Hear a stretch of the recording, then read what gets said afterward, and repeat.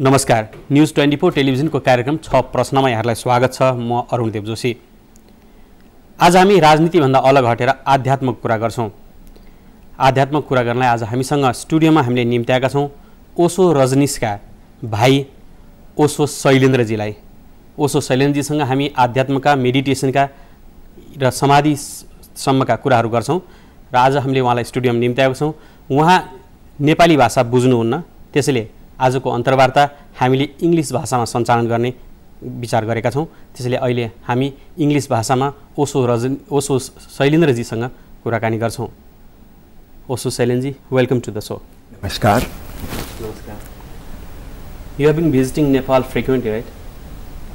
So how is your teachings going in Nepal? Going very well. I have been working here since almost last 15 years. I used to live in Chitwan for about 5 years, from 98 till 2003, and since then I am visiting once a year, every year, and so many people are becoming attracted towards Osho meditation techniques. Lot of people have joined. You have been in Nepal regularly during that period in Chitwan? हाँ, करीब 4-5 साल में लगातार रहा. So and now you are during that period you were totally over here in Nepal, and now you are coming here frequently. How the changes has come to Nepal? How you feel about the changes in Nepal during that period and now and going on? At some time about 10 years ago, the peace of the nation was disturbed a lot, and now it has changed. People are more peaceful, more relaxed. Otherwise there was a subtle tension in everybody's mind. Now that has disappeared. People are more relaxed. They can become more meditative. So we'll go to your teachings and Osho. Actually, you were the first one to start a prefix Osho, right? Yeah. So how do you feel like giving Osho as a prefix to your name? The word Osho means the one who has got oceanic experience of consciousness. This word was derived from William James' English poetry, in which he has used this word oceanic experience. It means the same as divine consciousness. In India there was one saint, Kabir. He has said, "Boond samani samund mein sokat heri jaye." If a drop of water falls into ocean, it will become ocean itself. It will not be separate from the ocean anymore. So the one drop who is experiencing becoming vast, boundless like ocean, that is called the experience of Osho. So this was not the name of my beloved master. He was called Bhagwan Sri Rajneesh previously, but in the last few months of his life, he asked his name to be changed to Osho, and because of this oceanic experience, the drop is no more there, but the ocean is there. Lots of people say like you wanted to become heir of the Osho, you wanted to become the part of Osho Rajneesh, so you wanted to use the prefix as Osho. Is that the thing? It is not a prefix. It is just a indication that I have experienced the same consciousness, the oceanic consciousness. So any other people can also get the same consciousness and call themselves the Osho? Yeah, I have given almost to more than 1,000 people. They are using the same prefix. We have got the list on the internet. More than 1,000 people have got this prefix. So how could one become Osho? In Osho Dhara, we have got a system of program. It is just like school and colleges education system. Class by class one goes, and one finishes the course that takes about 27 steps of samadhi. Then the prefix Osho is joined with the name. Okay, actually telling about Osho Rajneesh, he always said that one shouldn't follow him. He shouldn't have any followers. Now you all are following him. Actually, it was not against his Actually, we wish. are not followers, we are lovers. So I don't prefer this word following. We are not following him, but we love him. We love his ideas, and we are living those ideas. But you follow his teachings and his speeches, all the speeches he was giving. Following is different than loving. When you love somebody, of course, you get something like that person. Something happens in you also. You are on the same level of emotion, same level of thinking, same level of living. So of course some similarity will be there, but that is not following, that is loving. Okay, then Even though you are loving Osho and you have been promoting neo sannyas that Osho once promoted, what actually is this neo sannyas? New sannyas is different from the traditional sannyas which was going on since thousands of years. In the old sannyas, the person has to renounce the world. He has to leave the family. He has to stop his business and all the worldly activities. He should go to the forests, live in the caves and meditate there. That was the old idea of sannyas. And according to the Hindu tradition, that should happen at the age of 75 or later on. As a sannyas ashram. Right. But Osho has changed it. He says anybody, even small children, can take sannyas. That means a will to be meditative, to be loving, to live life joyously. And one has not to leave the world, one has not to renounce the world, one has to live in the family, do all the responsibilities of the family, of the society, whatever the person is doing, and start living meditatively. So something new has to be added to the lifestyle. So this is new sannyas. Okay, you say there's accepting things, people, circumstances totally as they are. Right. So that means you are not trying to experiment the things, not trying to new things. You are you are accepting things as they are. So you are not trying to new things and experimenting the new things. We are more focused on ourselves. No, we are not extrovert trying to change the situation outside, but we are introvert. We are trying to change our own mind. We are passing through a self transformation. So these are two kinds of people. Extrovert people that always blame for their misery, for their tensions, the situations outside, and they start changing the situations. Finally, they will become politicians. And there are other kind of people, we can call them spiritualists. They think it is because of my mind things are looking like this. So if I have to change the things, I have to change myself. I have to change my mind, my pattern of looking at the things. So this is the difference between a sannyasi and worldly person. Spiritualist, you Right. say. Like spiritualists, they say that they wanted to get ultimate truth. And we have once said that search of ultimate truth, which have become nightmare for you for a long time, and finally it turned out to be the joke. So what was actually the nightmare and what was the joke? What was that you said? When one starts taking seriously, the Paramatma is called Satchidanand according to Upanishadic rishis. Sat means truth, the ultimate truth, and Chit means consciousness, and Anand means bliss. But if I start taking it seriously, the bliss disappears and the search for ultimate truth becomes a nightmare. So that is by mistake, it happens like that. But this happens to most of the seekers. They take spiritualism very seriously. Of course, I did the same mistake, but when I discovered the truth, it is hilarious. Okay, you mean to say there is nothing like such thing like that ultimate truth, such thing like ultimate truth? No, there is ultimate truth, but to search is away from us, outside us, that becomes nightmare. The truth is within ourselves. You can change the name of truth, you can call it godliness, you can call it divinity or the Atma.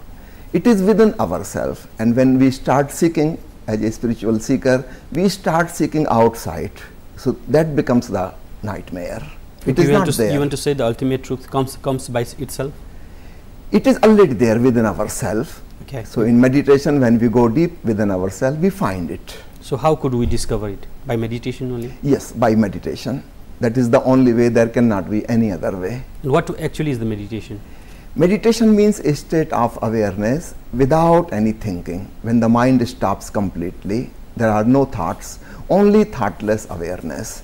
In that, suddenly we discover our own consciousness, which is echoing with a kind of divine sound. In Hinduism, it is called the sound of Om. It is already echoing there. So to gain the ultimate truth from the meditation, how long you have to meditate and how long you have to practice the meditation? Well, actually, it can happen within a second. It is something beyond time. It is already there. It is not something to be achieved. It is not something to be gained. It is already there. It is the fact within ourselves. The moment we turn inside completely, we find it there. Is the approach to meditation, also approach to meditation and other approach to meditation are different? There are little differences. For example, I will compare with Buddhist technique of Vipassana. he has said to focus on the breathing process and then become thoughtless awareness. But Osho has added something more. He said Vipassana can be the second step for the modern people. First step should be catharsis, a kind of let go the mind. Whatever is there suppressed inside the mind, let it be expressed. So for 10 minutes, just go mad. If you want to cry, cry. If you want to laugh, laugh, dance, sing, whatever you want to do. If there is anger, let it be expressed in your empty room. When you are totally finished with whatever was suppressed, it is released, then the mind can come to a silent state. Then Vipassana is possible. It is what you say, sense of let it go, let go. Yes.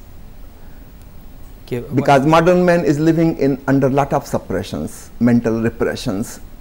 As the civilization has grown in past few centuries. that means first you have to accept yourself, how you are and what you are.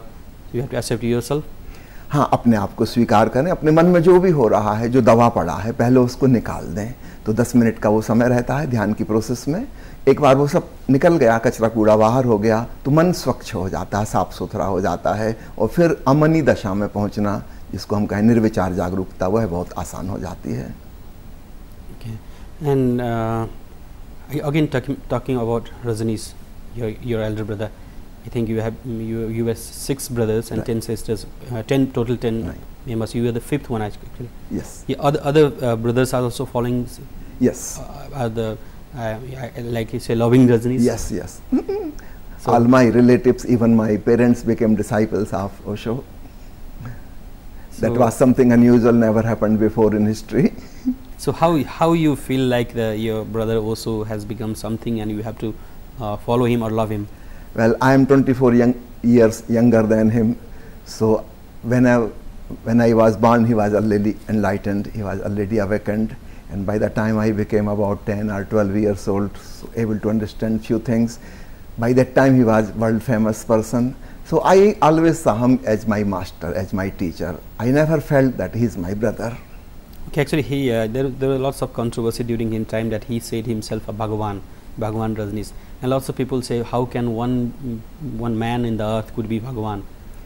This word Bhagavan has different meanings in different traditions. Mahavira and Buddha were against the theory of God. They rejected. Mahavir said there is no God, only Atma, only self is there. And Buddha rejected even the idea of God and self. He said there is no self, anatta. Still people called Buddha as Bhagavan and Mahavir as Bhagavan. So their meaning of Bhagavan is different. That means Bhagyavan, the blessed one, the lucky one who has experienced the oceanic consciousness within oneself. So that is the meaning. But the Hindu meaning of Bhagavan or Christian meaning of God is totally different. That means the creator. So anyone who feels like he have accept the self thing and accept the oceanic thing, he can term himself as a Bhagavan? Yes. So you also term yourself as a Bhagavan? I can use that word, yes. But you haven't It's true. used still. People don't understand that meaning, so I don't want to create the confusion. Okay. Otherwise this word can be used. It is equivalent to Osho. Okay, actually talking about Osho's philosophy, there is lots of saying it's related to sex. What is actually that? There is one book of Osho called From Sex to Superconsciousness, in which he is teaching how to transform the energy of sex into samadhi, into superconsciousness. So somehow people have mistaken this title as he is preaching sex. That's not true. He is teaching against sex, but to go towards superconsciousness, towards samadhi. If somebody says from illness to health, what is the meaning? He is in favor of health, he is against illness. If somebody says from poverty towards luxury, he is in favor of luxury, he is against poverty. Same thing, this title should be taken from sex to superconsciousness. So that could you means he is against sex? Of course. He says if you go in superconsciousness, in state of samadhi, sex will disappear. Real brahmacharya will happen. If I remember it correctly, that he has said that when you are having a sex, when you got to orgasm, complete orgasm, that's what the actual samadhi is also. Super consciousness is also. Not the same thing, but he says that could become the beginning. That could become the first step. It is the glimpse of samadhi. That's exactly what he has said. It is the glimpse. Okay, this the same thing like understanding also in a wrong way about the sex that made him come out from that, maybe expelled from USA. That's not the real thing. That was some other story behind it. Okay, and even his that Rajneeshpuram, has created Rajneeshpuram 1981 during 19 I guess in Oregon, I think. Right. So it is now completely destroyed. Yeah.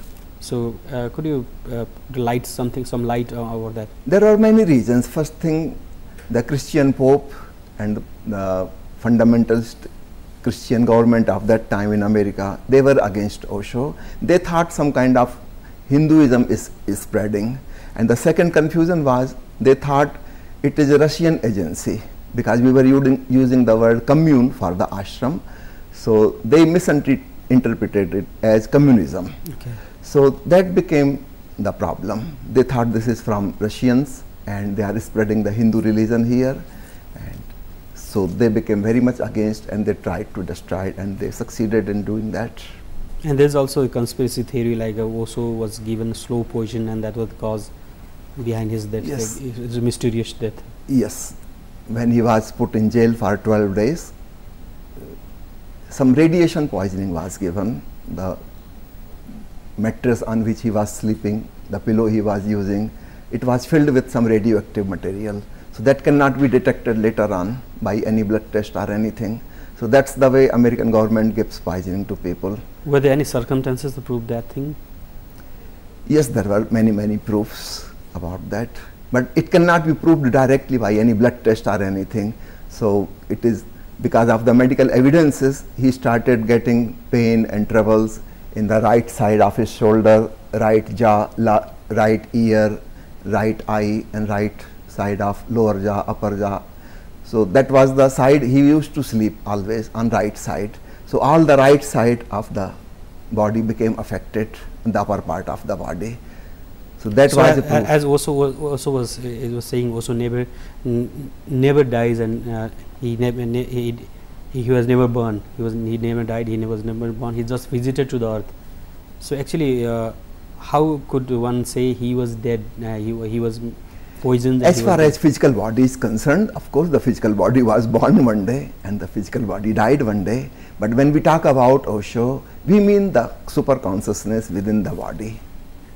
Okay, you mean say that could be said to anybody. Yes. Anybody just visits to us. He is never born and he is never died. That is true for everyone. Once we realize this, then we become the blessed one, the Bhagwan. Till we have not realized, we think I am the body, I am the mind. Then, of course, we are born and we will die, and the fear of death will be there. Once we realize the super consciousness, which is eternal, what Lord Krishna has said in Gita, Nenam Chidanti Shastrani, that can never die. So once we realize that as ourself, Aham Brahmasmi, then we are beyond birth and death. Actually, again coming to the meditation, how can one practice meditation in their homes and all in their homes actually, and how meditation can help people to cope up their daily troubles and all these things? I would suggest people to come to some meditation center of Osho to learn meditation for first few days. Once you learn the technique, there are many techniques, and different techniques are suitable to different people. किसी को कोई विधि अच्छी लगती है, कोई किसी को अन्य विधि अच्छी लगती है. It is just like when there are many sick people, but some different medicine may suit to somebody else. Some different medicine may suit to another person. Similarly, different meditation techniques are there. So once you try few meditation techniques, one or two will be very much suitable for you, very helpful for you. Then you can practice at home. Just devote about half an hour to 1 hour for the meditation, and it will bring lot of transformation and changes in life. All the tensions of the mind will disappear. A deep relaxation will be there. The person will become more loving. The negative feelings like anger, jealousy, they all disappear with meditation, and the person becomes much aware, very much attentive. So there is efficiency in whatever the work he is doing. There will be lot of efficiency. You can practice it once you learn it at Osho Center, or you can practice it regularly at your home. Yes. Again, I come to you about the current situation in Nepal, as you have been to Nepal in different times. You have come to Nepal. You have been in Nepal for several years. What do you feel current time? How Nepal will go? How Nepal will go beyond this current situation? Well, I do not know about the political situation because I never read newspapers, I never see any television, so I'm not much aware of about this. I come here, I only meet with my own people, my own disciples, the meditators, and just maybe you can sense one of the changing of the society. You are meeting several peoples, how they have been changing and transforming themselves. They are doing very well, they are progressing very well. The people who have joined 5-6 years ago, I see them, the real peace is happening to their mind. They have become very loving, relaxed, the tensions have disappeared, and they are living lovingly in their life, in their family. How do you feel as a person, a Nepali person, how they are as a person? Nepalese people, how are Nepalese people? If I compare with Indian people, I feel Nepali people are more emotional and more simple, and they can become meditative more easily than the Indian people. What caused them to meditate more easily than Indians are? I think it must be the vibrations coming from Lord Gautam Buddha, something like that, or Shiv Puri Baba, or Gorakhnath, something like that. I feel it's lot of energy here, meditative energy in Nepali people, and they are more loving, more relaxed, and they can easily grow spiritually. If I compare with the people living in New Delhi or Bombay, they are very much tense, always exhausted, too much busy, they don't have time for anything. Maybe the stress of the life is lesser than the people living in Delhi, in Nepal. Delhi people or Bombay people, in compared to people in Kathmandu or elsewhere in Nepal, Indians are more cunning than Nepalis. That's what I feel. And their cunningness makes it difficult for them to be meditative. This is my feeling, comparative feeling. Okay, and I have been in Western countries also. In compared to Western countries, Indians are in a better meditative position, but Nepal is the best. Maybe that was due to the pressure and tension of the life, and the fastness of the life, and all the things. Okay, it was very good talking with you. Thanks a lot for giving us the time. दर्शकबिन आज हामीसँग हुनुहुन्थ्यो ओशो शैलेन्द्रजी। आजको 6 प्रश्न कार्यक्रम यति नै। नमस्कार।